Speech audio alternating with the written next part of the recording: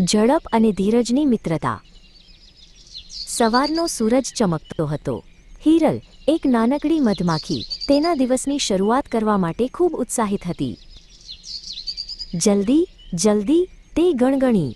આજે તેના ટોળા માટે પુષ્કળ પરાગ એકઠો કરવાનો હતો અને તે એક ક્ષણ પણ બગાડવા માંગતી ન હતી। બીજી તરફ શૈલ, એક ગોકળ ગાય, ખૂબ ધીમેથી આગળ વધી રહ્યો હતો। તેને દુનિયાની દરેક સુંદર વસ્તુ જોવાનું પસંદ હતું। બાપ રે! હિરલ ઝડપથી ઉડતી હતી અને ધમ્મ દઈને એક મોટા પથ્થર સાથે ટકરાઈ, જે ખરેખર તો શૈલનું ઘર હતું। હિરલે ગુસ્સાથી કહ્યું, તમે કેમ આટલા ધીમા છો શૈલ? તમે રસ્તાની વચ્ચે કેમ છો? શું તમને ખબર નથી કે સમય કેટલો કિંમતી છે? શૈલ ધીમેથી તેના શેલમાંથી બહાર આવ્યો।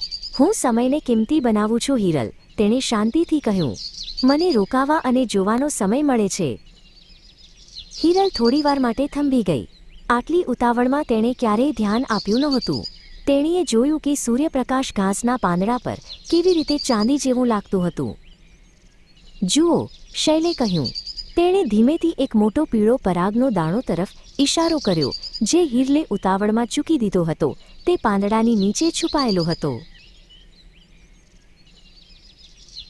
હિરલને સમજાયું, જીવનમાં ઉતાવળ કરવી સારી છે, પણ થોભીને જોવું પણ જરૂરી છે।